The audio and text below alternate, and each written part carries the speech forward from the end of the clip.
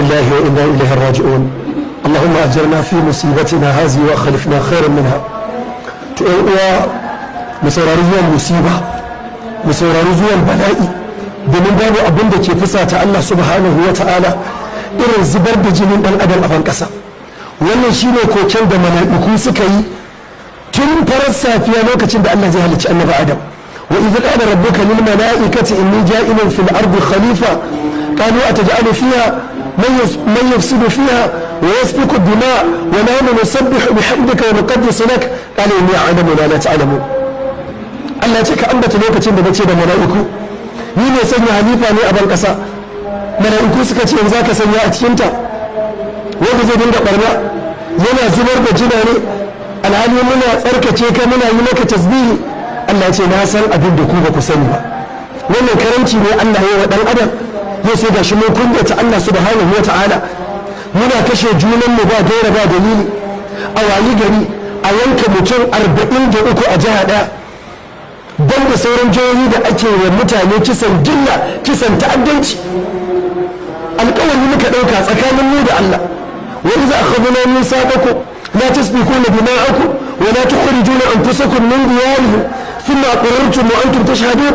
ka ambata musu lokacin da kuka bi alƙawari ga Allah subhanahu wataala ba za ku zubar da jinananku ba. la tasfikuna dima'akum wa la tukhrijuna anfusakum min diyarihim ba za ku fitar da kawunanku daga cikin gidajensu ba. yau rabin mutanen Borno duk sun gudun hijira sun ma a ƙararrutun kuka tabbatar da haka wa antum tashhaduna kuna masu ba da shaida sun ma antum haula sai da kuma ku waɗannan mutane taqtuluna anfusakum kuna kashe kawunanku wa tukhrijuna fariqan minkum min diyarihim kuna fitar da sashen ku daga cikin gidajensu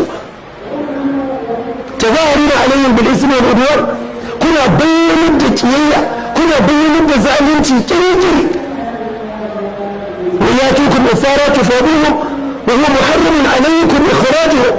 أكان يسوع أقول بسوسي أنبياءكم الفنسة واندهاك حراما ما أجريكم أفتؤمنون ببعض الكتاب وتكفرون ببعض. يجكنا إيمان ونساشا لتابي كنا كابرتين ونساشا فما جزاء من يفعل ذلك منكم إلا خزي في الحياة الدنيا والله تالله بالله الذي لا إله إلا هو. babu sakamakon waɗanda suka aikata haka sai taɓewa ne gidan duniya wa yawmal qiyama sa'an da ranar tashin alƙiyama yuradduna ila ashaddil azab. Allah zai mayar da ku zuwa ga mafi tsananin azaba wa wallahu bi ghafilin amma ta'maluna. Allah bai zama marabkani da gani da abubuwan da kuke aikatawa ba. har a samu wani ɗan iska zindiki fasiki makiyin Allah wanda muna zargin kila ma da hannunsa wurin kashe bayan Allah nan wai ka fito kana tuhumar matattu bayan an kashe su matan su an mai da su marayu zaurawa yayin su an mai da su marayu yan uwan su an cutar da su wai ka ce da izinin wa suka tafi gona da izinin uwarka suka tafi izinin uwarka suka tafi lokacin da za su je su yi shukar izinin ka suka nema ko kuka ce a fita a yi neman nan bayan Allah sun fita sun yi noma sun zo girbi sun zo girbi a yanka su yankan rago. Allah ka tsine ne waɗanda suka yi wannan aiki. Allah ka la'ance su. Allah ka ɗora musu musiba duk wanda ake haɗa baki da su ake kullawa arewacin Najeriya sharri ake kullawa Najeriya sharri ake kashe bayan Allah ake zubar da jinanen su. Duba abin da ya faru a jihar Katsina. Duba abin da ya faru a Zurmi jihar Zamfara. Duba abin da ya faru shekarun jiya a jihar Kaduna ana kashe bayan Allah ana ta zubar da jinane kuma ba hali a magana sai a ce wai namu ne a kai to namu ne a kai ya yi laifi ba za a faɗi cewa an yi laifi ba. ina abinci ce wallahi sai Allah ya tabbo Allah sai Allah ya tabbo mutu da yawa Allah sai Allah ya tabbo mutu da yawa Allah ya riza Allah ya riza Allah ya riza Allah ya riza ai ta zuba da jira da bayan nan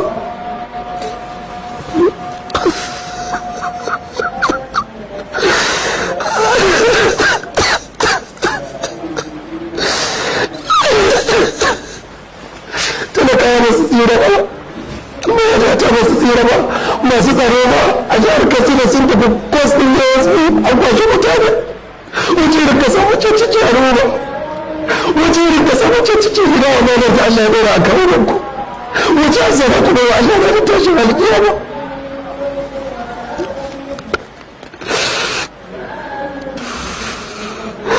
سبحانك اللهم وبحمدك نشهد ان لا اله الا انت استغفرك واتوب اليك السلام عليكم ورحمه الله وبركاته shugaban kasa da duk wanda yake kusa da kai ku ji tsoron Allah akan matsaurar da take damun talaka a Najeriya da matsalar tsaro da take ƙara taɓarɓarewa a ƙasar nan. Ka ɗauki dukkanin matakai. Jama'a yanzu wani ɗan Amerika aka kama a ƙasar nan jama'a, mutum ɗaya ne tak, aka sato shi daga wasu jejuna a Nijar aka shigo da shi jihar Kaduna ko jihar Sokoto, ba zan iya tunawa ba. Tun daga Amerika aka taso jirgi suka sauka a Abuja, aka ɗauki jirgi aka sauka a Sokoton ko a Kaduna, suka ɗauki mota suka higa jejin, suka kashe mutum 6 cikin 'yan kidnappers ɗin nan, sannan suka karɓo ɗan Amerikansu, suka fito daga jejin ko ƙwarza ne bai same su ba, suka hau jirgi zuwa Abuja, suka hau jirgi zuwa Amerika, suka mai da ɗansu gida. Yanzu ka gaya mun, wanda ƙasarsa ta yi wa wannan, ya za a yi tutar ta za ta faɗi ba zai rike ta ba? Ya za a yi a ambaci sunan ƙasarsa ba zai ce radiyallahu anha ba, Allah ya ƙara mata yadda ba? Tsakani da Allah jama'a.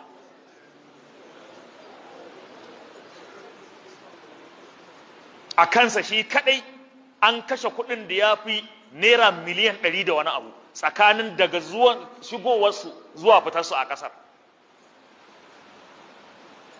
A kansa shi kaɗai.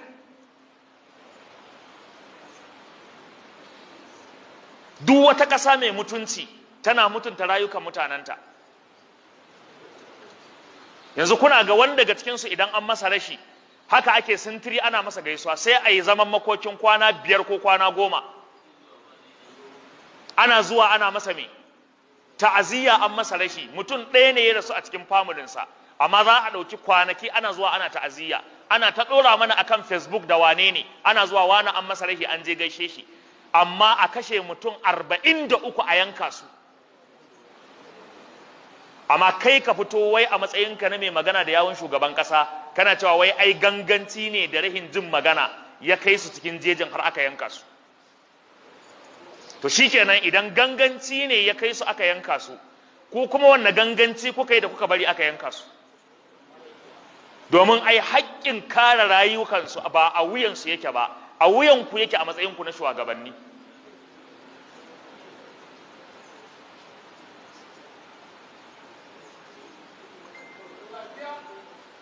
Saboda haka wallahi jama'a, wannan masifar tana so ta wuce gona da iri. Ina je mana wannan abin idan ya ci gaba, wallahi mu a nan Gombe ba za mu samu nutsuwa ba. Gombe karamin gari ne, wa wanda bai san kowa ba, wa walidin wa ma walada. Ranar da wannan damuwar ta dira a garin nan, wallahi tallahi, duk wani abu da kake gani na zaman lafiya da kasuwanci da harkoki wallahi zai tsaya. Lokacin da Boko Haram suka ajiye sansaninsu a garin nan, babu wanda bai san irin tashin hankalin da aka fuskanta a garin nan ba. Daga magariba ta yi kasa kunne kake kaji ina ne ta harbi zai taso. Kana jin karar bindiga ba da minti 15 za a ce yanzu nan aka harbewa ne. Haka ne ko ba haka ba? Abin da muka fuskanta a garin nan kenan. Haka aka dinga yin abun nan. Allah ya kawo mana saukin wannan abu.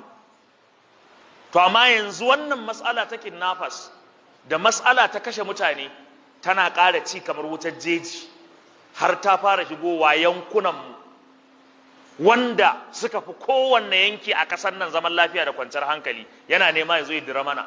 Na rantse muku da Allah, ba ku abina ba shi rantsuwa, kuma ku faɗa ko bayan na koma ga Allah, wallahi idan wannan matsalan ba a sha kanta ba, wallahi tallahi muna cikin damuwa a garin nan. Saboda garin nan wani irin gari ne wanda ba wani babban gari bane har yanzu.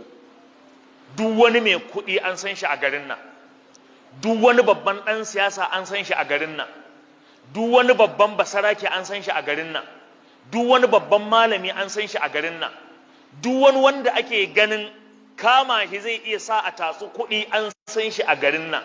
Na rantse muku da Allah, babu abin da zai taimaka mana wajen dakile wannan matsalar sama da a ce an dakile ta tun daga can tushenta, kada ta fantsamo ta shigo cikin mu. Amma matsala ta wuce tunaninku. Bala'in nan yana nema yayi yawa jama'a. shugabanni ku ji tsoron Allah, ku ɗauki matakai a karan kanku, ku ɗauki matakai a shugabancinku, ku daƙile matsalar yanka mutane da kashe mutane da sace mutane da ake a ƙasar nan. Yanzu jiya Malam Musa Yusuf Asadu suna yana cewa tsakanin Kaduna da Zaria baka da kwanciyar hankalin ka fita daga Kaduna zuwa Zaria, ka duba how many kilometers tsakanin Kaduna da Zaria, local government ne fa da state, tsakanin kamar ka ce daga nan ka tafi zuwa Akwa ne fa, ko ka daga nan ka tafi zuwa Malam Sidi, amma ba ka da nutsuwar ka fita, kuma fa ba wai da daddare ba, da ranar Allah. Yanzu a